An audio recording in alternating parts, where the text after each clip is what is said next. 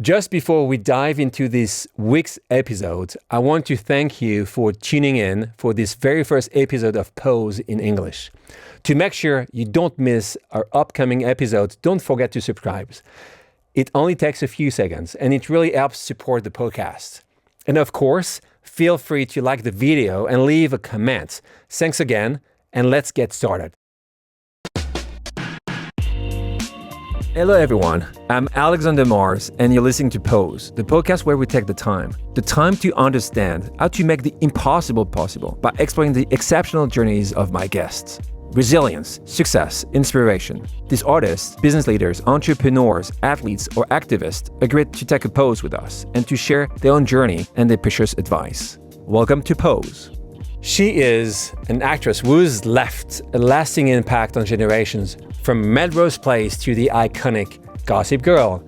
With her timeless elegance and sharp professional moves, she has evolved from a beloved TV star to a true icon in fashion, beauty, and modern femininity.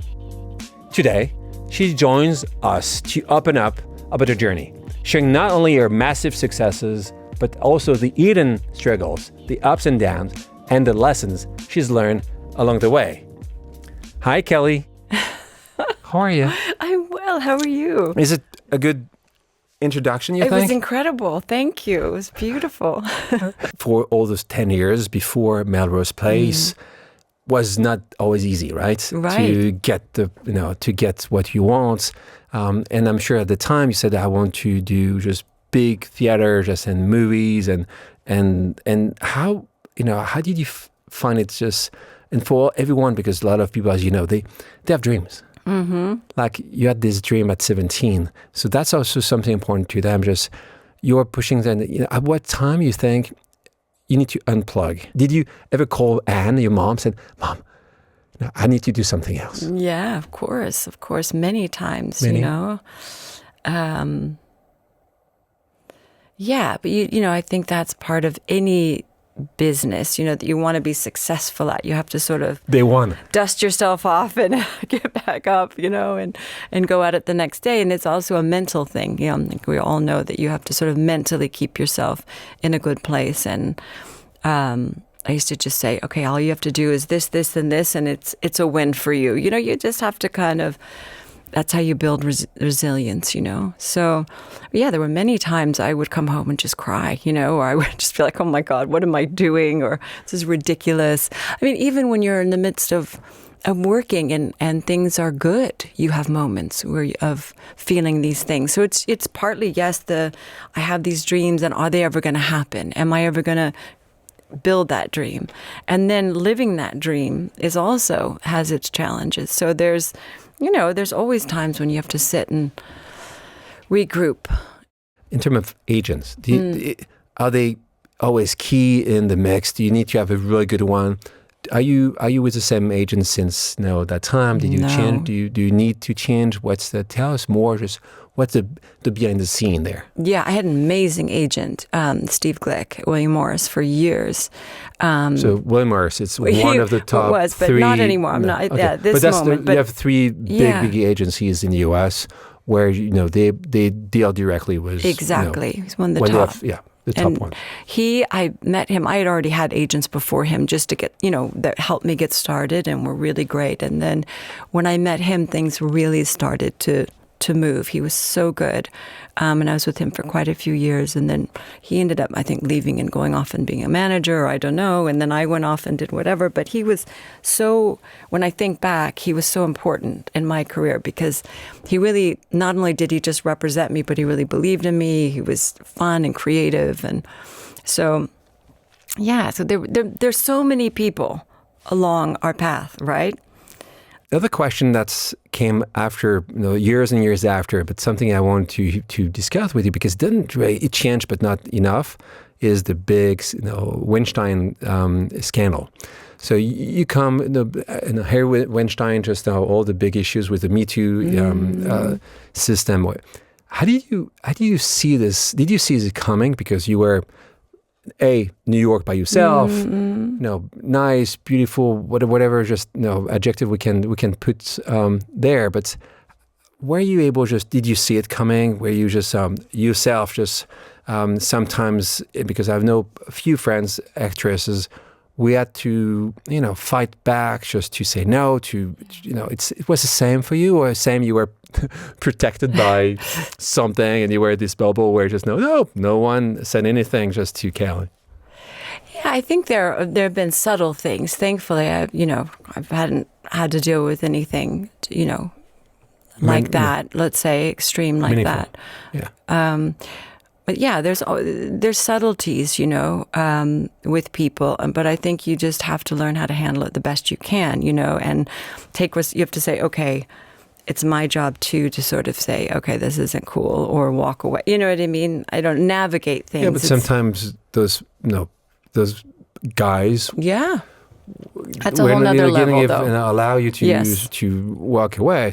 But you never had those. Yeah, that's another level, which never. Thankfully, I didn't ever have to do. But even in the industry for all those years, were you aware, or do you hear some noise about some of those people with so much so much power and influence that they were able to act this way? You're very aware of the power and the sort of that, certainly. I also believe that it's up to us to sort of decide. I never wanted it that bad. I love doing it, but it's never been worth it to me to do anything that felt that uncomfortable to me. I may have done something and said, oh, oops, maybe I shouldn't have gone that far on something or in work or something, but I have to say that was my choice, and I decided to take that step or take that risk, let's say, in the film.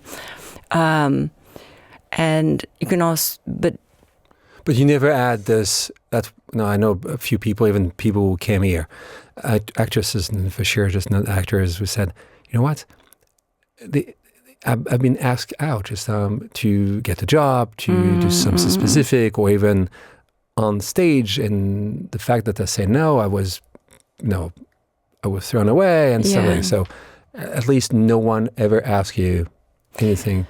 Well, and I think if they had, I probably would have just trusted the universe and said, okay, maybe this isn't my job. I need to do something else. Yeah, or different role or different agent or whatever I needed to do. And what would you, in a piece of advice to the Kelly, or anyone who sometimes want badly something and have to just manage that kind of extreme demands or stuff that shouldn't be asked? I know you fight a lot for for not only feminism but for empowering just women. So for you, for me it's still a big issue that men can still just act this way.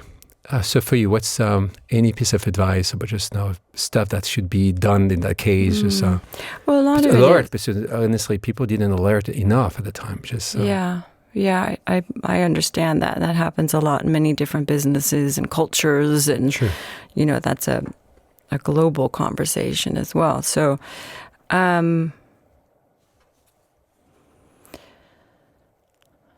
Speak out. I think it's us managing our own energy as women. We're not taught how to do that in our culture, how to manage our own energy. So, and men too. It's really being taught how to manage our energy. And it's not something that's everywhere, because when we're in balance, it's incredibly powerful. That's why I think, yes, women's empowerment and all this, but it's also keeps us in a lower frequency talking about women's empowerment.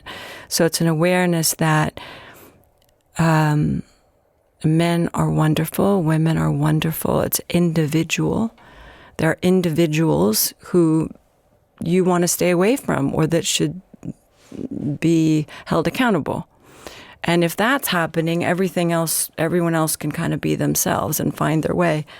So it's really more about holding people accountable that do things that are inappropriate than it is us all having to, live our lives that way. So the best thing is integrity. If you have integrity and you don't need it that bad, we have to also say, is it worth it? Were you doing it when you were 25 or 30? A little bit. I mean, I did jobs that probably now I'd look at and with a broader perspective, having worked and had experience, may have made a different decision. But at that time, with the awareness that I had, it was a decision I made. No, thank you for saying it. I think it's important. Sometimes we say, 10 years ago, 15 years ago, yeah, but it's all about awareness. Yeah. We didn't know it was different. So it's always good to say it, and thank you for saying it. We'll dive into just the Gossip Girl episode in your life, big one as well. But before this, between just Melrose Place, I think ended maybe 99, and Gossip Girl, we started, I'm good with dates, but I think in 07. I think 2006, the end of 2006, we did the pilot, I believe. So during those years, 6 years, you I can find you just some series again, just a few things, nothing just massive. That's those two big hits.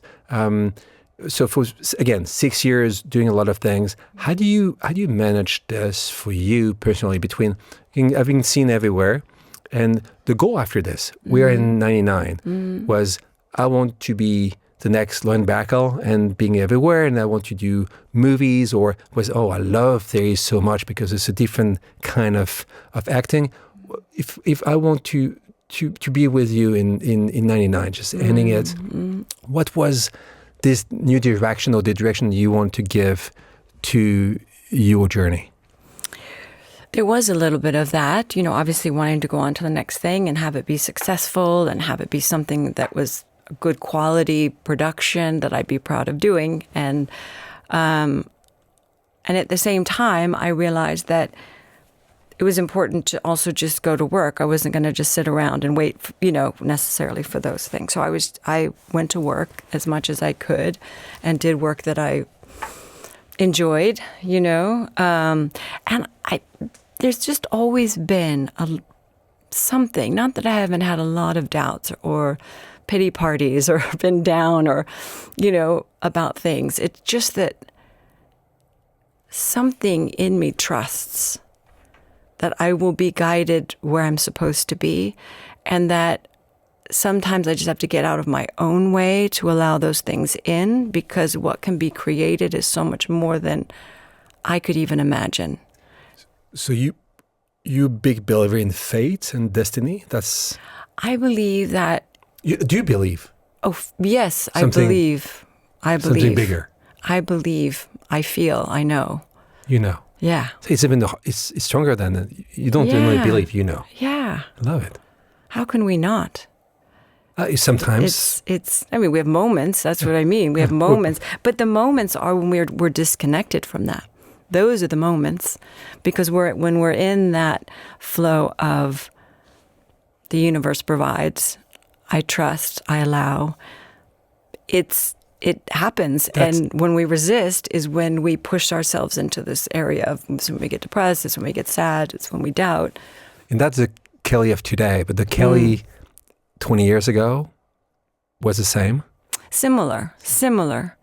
I mean, it's a Jedi training for sure. It's definitely a Jedi training. Yoda, I will call you Yoda. But I was reading the books, creative visualization. I read a lot of books, The Artist's Way, The Force, which was, though it's Star Wars, one of my favorite films, was based on, by Stuart Wilde. Which episode? I like the early. I like the early ones. So I like the vintage, the vintage Star Wars. Oh, okay. Yeah. I like all of them, but especially the early one. So I was always reading about these things, about the destiny. There's a reason. There's a reason, for everything. And our energy, it's an interactive universe. But sometimes people can say, I'm like you, believe in fate, destiny, but sometimes people can say, you know what, maybe I don't have to work harder, because maybe fates and I will get something. You were a big believer of this fate and destiny. Were you working super hard as well? Or? Yeah, I have an incredible work ethic. I have since I was a kid. My mother said, when I was 9, I came in and said, I want to make money. I want to paper route. I want to do something. I was ready. I was just ready. And so she took me around and we did this paper route. And then she said, I got so many people to sign up for this paper that she couldn't deliver them. She was like, this is too many people. I love I love doing things. I love creating. I have a million ideas all the time. That's the entrepreneurial Yes. side of you. So you mentioned that end of 06, 07, the start of Lily, the mom, Yeah. you here. And I want to just say, same question as with Miller Place. Where did it start? So this time, who started just the start of the casting, and who did the interviews? Where did you start? Who called you the director? It was through your agents. It was a friend of yours. Tell me more, bring me back in 06 when everything started. Yeah, it was through my agent. I had read for the OC originally, and it was 3 Kellys. It was Kelly Rowan, Kelly Lynch, and Kelly Rowe. We all read for this role, which I think the role was even named, I don't even remember the role's name. But anyway, we all were getting ready to test for it. We had all read for it, and we were getting ready to test for it. And then I got another job. So I had another test before I had that test. You know, when testing, meaning you go in and you audition, and it's in front of the studio, right? A studio test. So I got another show called Threat Matrix, where I was a Homeland Security. I was an interrogator and Homeland Security agent. So I was running around with guns and taking, courses with the SWAT teams instead of being a mom in the OC. Upper East Sider. Right, which was Orange County, right? The same producers did the OC that did Gossip Girl. So when Gossip Girl came around, they asked me to read, and I went in a room and I read. It was, I had just had a baby. I just had Hermes. So he was in the car seat. My hair was wet. I just got in the shower and ran over there to read. And then they offered it to me. So I had a relationship a bit before. I knew them. I knew their work. They knew me. So it was really a nice gift.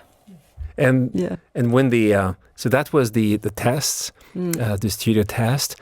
So when you ended up the test, you said, "Wow, it was pretty rough with Hermes in the car seat and everything." You got it. Mm-hmm. Same. If we move on just a few months, so at the start this was tiny budgets, right? Now even just during on the show, I think you brought your own bags, right? Yeah. Just tell us because now it's easy to see this back to the huge, massive, again, another huge success of Gossip Girl is not one generation, it's a cross generation. Is this one is even it's really massive. But what will be interesting to understand for the listeners and viewers is what was it at the start? Is when you were reading everything, you said, "Oh, that will be that kind of hit," or you said, "Okay, it will be nice. We'll do one season." All the other actors were not maybe. No, not Matthew had done some things. Caroline, your mom. Yeah. So but it was not just Black Lively. It was not what she is now, right? Yeah. So how you feel about this? The casting, everything. You said? Oh, it will be nice, 1 year fun, or you knew this it will be big. I had a good idea because I know that the network was really behind it, and that always helps, regardless of everything else. You can think it's going to be the greatest hit in the world and have the best cast, and then if the studio is not really 100% behind it, and they're not going to promote it and blah, blah, blah. So the CW. Right. I knew that they wanted to build the CW, and Dawn Ostroff, who was the head of the CW, is an amazing, amazing woman. So we had an idea. We had at least we had the studio behind us. They were gonna. It's a good start. Yes. And it's a good script. And obviously, Josh and Stephanie, who did the OC, were coming off that success into this show. So there were many, many good elements to it. But when, I know sometimes that's what I'm sure you have experienced during the shooting and during the time where it was, everything has been done. Yeah. You can quickly feel if, it's going well, if the recipe will be okay. And when did you feel it? Just not only just the script and CW, but when you said, wow, after what, a week, 2 weeks, a month, you said, I think when the ad campaign started coming out, okay, I thought, oh, this is good. This is good. And they did such a great job. Editing. Yeah, promoting it, editing it, getting all the kids out there promoting. Yeah. ask ChatGPT. You know ChatGPT, very good friend. Ask ChatGPT, what was the most iconic TV shows of all time? So what do you think? I don't know. It's got to be one of them. So, I would hope. Maybe not. Maybe it's just. I would hope. Maybe it will be hard. Maybe it's not. I'll ask you and you have nothing. It would be really nice if So, it is. but would you, if you were ChatGPT, will be the top 5 for you? Friends is an iconic one. show, right? I know that. Are you watching? No, I don't watch TV very much. I used to go to movies. I love less now, just because I'm when was it traveling kids? and everything's in French. But no, It's good for you. Yes, exactly. It is good for me, mostly because I'm traveling out. Just the last maybe year or two, haven't seen as many. So, Friends, another one. Friends would be iconic. I know. Tell me. I'm bad with this. Sopranos? I don't watch what Sopranos. Yes, huge. Game of Thrones. I love Game of Thrones. Okay, another one. Breaking Bad. Breaking Bad. Love Breaking Bad. So okay. you watched them, right? Yeah. Okay. And Gossip Girl. nice, done. Wow, Can you imagine this? we're on That's that list. not me. I'm so That's excited. not me. Is ChatGPT. Yeah. Love Game of Thrones. Oh. I was asking you, when did you really see it will become a success? But now it's not only a success. That's what is interesting to me. It's a phenomenon. No, it's for a lot of the generation. Why you think so? It's why it speaks so well for so many people. It's New York, is pretty upper class. So it's not everyone. Yeah. Still, a lot of people relate to this. Why do you think so? It is kind of everyone, though, because So you have the families, you have the kids dealing with the parents dealing with the kids. You have, the Upper East Side versus Brooklyn. You have... I was living in Brooklyn. So right? You have social media, which very few shows, I don't think that I know of, had dealt with social media and that connection, which is why I think it's in some ways still, relevant. Yeah, it was fun. It was fun. Yeah, but I can find other fun series. And this one, there's something. People, there's something. Yeah. It's hard. That's why I'm always trying to understand why. And with someone like you, I would have known. It's just why, when you discuss together, even with the crew, with the people, why suddenly just 15 years after? I can mention so many series that 15 years after, we even don't remember the name of it. This one is not only we remember the name, but every generation, so there was my kids. You know this, my kids. All of them, not the 6-year-old, but all of them. Right. I've watched it. Yeah. So I think it's... the writing was good. It was, sometimes it's a great it does recipe. take, how does anything, building a business or investing in something can look really great and you think it's the greatest thing. And then you're like, why didn't it come together? And it's the same when they do, you're just. The question of the crew, the team, the cast. So it's 5 seasons. How many seasons? 5? 5.5, I think. Yeah, 5.5. 5.5. Because it was only a few episodes for the finale. I don't know. I think they made no more budget. I don't know. I don't know what happened. But too expensive. I know Kelly. they cut it short for some reason. But it's same cast for 5 years and a half. Yes. Ish. You have new, but almost the same. The main characters were there. Within this cast, a few have been global, at least in terms of successful actresses or actors. Ed, you like very much. I see a lot, yeah. Blake. Yes. And do you have still a connection all together? Do you have, WhatsApp group together now? No, it's too cheesy for you just now for But I see Taylor Mumsen every once in a while, or we chat. Leighton, I used to see her more. Obviously, she's had family, and we're all working and running around. Caroline, who plays my mom, Matthew. Yeah, it's still. So I think Matthew was also. Yes. Yes. Well, you said yes. I didn't say anything. Well, so, we're dating. You were dating, right? No, you didn't. Never. I'm sad. I know, my Was kids were part like, of you it. didn't? I was like, no. Really? Why? They're so cute. Why? Because Emma said this? No, they tease me because it's on the internet. You know, it's So, on somewhere on TikTok. I never asked you before. No. Never. We're still good friends. No, Never? seriously, I would tell you. Why wouldn't I tell you? I'm not sure. Maybe cameras and No. I would tell you at this point. Why not? Yeah, no, we're very good friends, and we were going through similar things. You know, we both just had babies. His wife had a baby. I had a baby. Then I was pregnant. So it just wasn't. But we connected. You know, both of our families were from Tennessee. We had a lot in common, and we really care about each. You know, we care about each other. We probably could have, to be honest. Okay, I wouldn't have because I was married, but and he was married, so it would have been a little awkward in many ways. Not for at least it wasn't that we weren't that French. We weren't like that. Okay, yeah. We're like no. We have too much of it. So no, but I was like, we didn't because I couldn't. I believe it made the chemistry better that we didn't. And I felt that way so strongly that even when we weren't married, you know, each of us weren't married, it made the chemistry better. Lily and Kelly, they are 80% similar, 50% similar, 1% similar. To what? Between the Lily and Gossip Lily. Girl to Kelly in their life. The similarity is that it was so nice to have a role of a woman that was much more like the women I grew up with. My mother was that way. She loved fashion. She was really elegant. My grandmother, the same. So I hadn't really seen a mother portrayed that way. Maybe an the version or a comedic version, right? So it was just an opportunity to sort of take all the things that I love and put them in a character. And it was great. It was fun.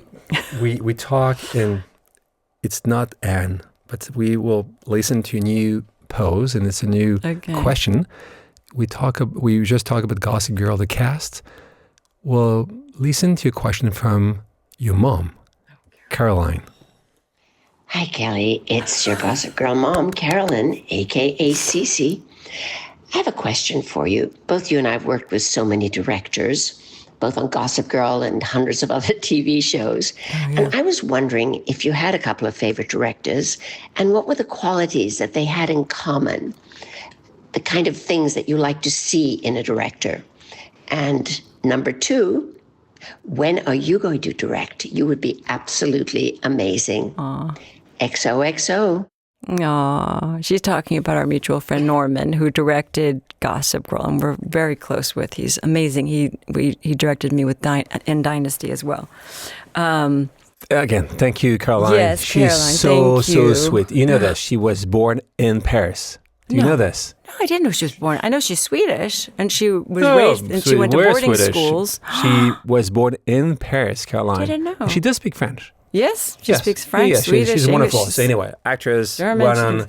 So it's super nice. Thank you, Caroline, for the question. You. Yeah. So two things. The director you admire. Yes, Norman. And what do you think when she's saying you should direct? Is that something somewhere here? Yes, like if somebody had an emergency situation and they said, Kelly, they can call you. The director didn't show up. I would probably be like, okay, I can do it. I can totally do it. I will manage. I can do it. But if I think about it too much, it's quite overwhelming. Talking about the evolution of your industry, not the current industry of fashion, because that could be your industry now, or beauty, but the other industry you know so well. You know, when Gossip Girl, Melrose Place was TV only. TV, 6, 10, 15, 20 channels, but that was TV. Now, it has changed so much. It's just energy taking new forms, right? It's the new forms of expression, right, that are kind of coming out, right? New ways of doing things, new ways of telling stories. And it's wonderful. We still have the old ways, and those should still exist. It's like we can still make a traditional movie and then make a movie with AI. Why not? Why do they have to be, what would you say, mutually exclusive? Why can't you do both? You know. But do you think if you take 10 years ago, still a movie on Netflix was not as special. Yes. Not yes. remember even the Academy Award was saying, no, we don't take this movie on Netflix. It did change. So do you think if tomorrow I'm coming, said I would direct you on Netflix or on for movie theaters, for you it will be the same, or you will still see, there's something I prefer? It's all the same. I mean, it's the same. It's all the same for you. And because it depends on the role, who you're working with, and the opportunity, right? It's more than less, and it's less about where, I mean, obviously you want to be on a platform that people see it, ideally. We can share it. But even now, everyone's making a mini movie every day on their Instagram. I mean, they're telling stories, right? There's different forms, and I think it's going to continue. Fashion brands like Chanel, are doing Barbie. Barbie is a Chanel Barbie, right? So evolution here. That's what you're saying. So it's all going to be more integrated as well in terms of marketing, film. If you had the opportunity to give a piece of advice to the Kelly in her early 20s in New York, maybe don't change. No, for sure. There were things I could all the time. It's always realigning, right? Beware of men, right? Not at all. I love men. I work with men all the time. I love it. For me, I love men and women. It's an individual thing. It's that person's energy and who they are. It's not whether they're some men hurt you. That's what I was saying. Do what? Some men hurt you. Yeah, I went through a big divorce, but I still have love in my heart for this person. We had children together. It was a huge learning experience for me. It really made me aware of things that I'm so thankful today that I'm aware of, and I don't know that I would have been. So it was, sometimes it doesn't, at the time you don't realize this, certainly, and it doesn't feel like it's a great thing. Oh, no. No. But as you said earlier, when you look at Bess, it's like giving birth. It looks like, oh my God, it looks, it's so hard to, go through and watch. But at the same time, look what comes out of it is this beautiful baby. So piece of advice. Yeah. Piece of advice would be just to get up every morning and start fresh. Get up every morning and to heal. Take time for yourself and heal. Whatever you need to heal. It's like, yeah. Thank you, Kelly. You are amazing. I'm so happy you're doing this. You're so... I love you. What a beautiful experience. Thank you for having me. Thank you for being with me here. Thank you all for taking the time to pose with us. I hope the episode has inspired you, made you think, or entertained you. If so, I count on you to share it with your friends and family. Leave a comment and give it a 5-star rating. If you'd like to suggest future guests or share your feedback, feel free to reach out to me on LinkedIn or via email at lookpodcastpose@gmail.com.